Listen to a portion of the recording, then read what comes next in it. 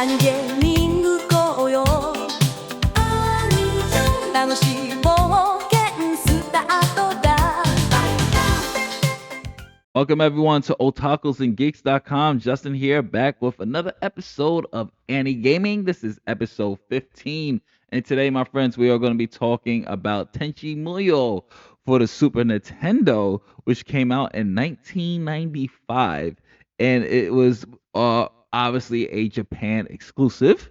And it's an RPG game, believe it or not, that adapted the spirit of the series into a unique interactive experience. So we're going to talk about story, gameplay, graphics, and of course sound to see how well it represents the anime and stands on its own. So let's talk about it. So the story of Tenchi Muyo, the NES game, is not a direct adaptation of the anime, but instead it's an original story that features our beloved cast. It begins with the usual hijinks at the Masaki household where Tenchi, Ryoko, Ayaka, Sasami, Washu, and Mihoshi, and of course Ryoki reside. However, peace is interrupted when a new villain kidnaps Sasami, setting the crew on an epic adventure to rescue her. Throughout the game, you'll encounter humorous moments that stay true to the anime's lighthearted tone.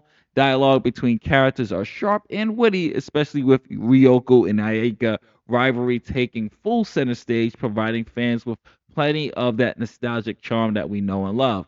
Fans of the series will also enjoy seeing callbacks to events from the OVA and fun references to the Tenchi Muyo lore. Despite its focus on comedy and character interaction, the story does feature some darker moments, particularly as you delve into our villain's motives. It's a tale that strikes a balance between humor and drama, making it accessible even to those who are not familiar with the anime. And this is where this game does a great job because it gives you, especially it being an RPG, everything is heavy on story and story base. So it does a good job of really giving you uh giving those who are not familiar with Tenchi Muyo, they get kind of a blueprint on who these characters are, what their motivations are, and of course the constant bickering between Ryoku and Ayaka and their lust for Tenchi is just it's awesome. But let's talk a little bit about the gameplay. So the gameplay is a traditional turn-based RPG, heavily inspired by Dragon Quest and Final Fantasy, but with unique twists. Each of the characters has special abilities that align with their personality and role in anime. For example, Tenchi is a balanced fighter with sword-based techniques. Ryoko is a high-damage melee attacker who can summon energy-based attacks. Ayaka is a defense character who buffs the party and uses her Jorai powers. Washu is a genius inventor whose gadgets act as magic like abilities. Mihoshi is a wild card with unpredictable skills, reflecting her clumsy yet lovable nature and lucky nature, I should say. And Ryoki is a support character who provides healing and status recovery.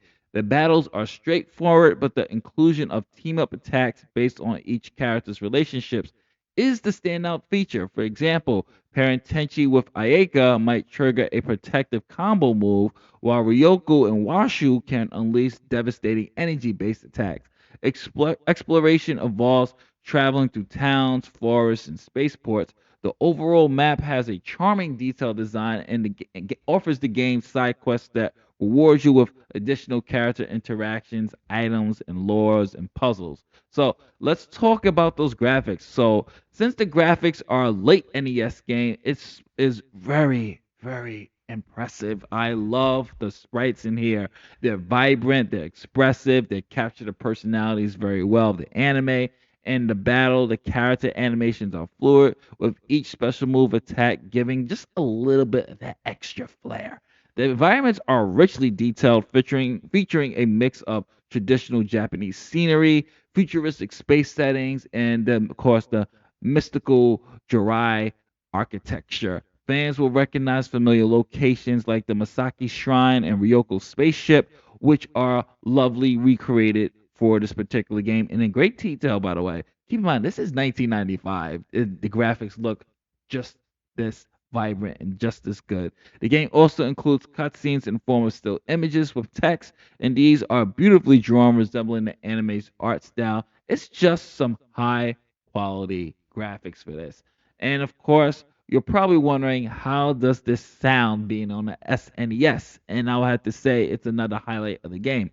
It mixes traditional Japanese inspired melodies with upbeat RPG tunes and eerie tracks for dungeon exploration. Key pieces like the battle theme and the overall theme of the overworld themes stand out as memorable, with just invoking that sense of adventure. And the soundtracks are crisp with a little bit of sound bites here and there from Ryoko Ayeka. So you get a little bit of that voice acting there, and it does a good job for it. But the game does lack the voice. It does lack voice acting, but keep in mind, guys, this is the SNES, so you can't expect a whole bunch of voice acting on a Super Nintendo, like dialogue reading throughout. I mean, come on, it did not have the space.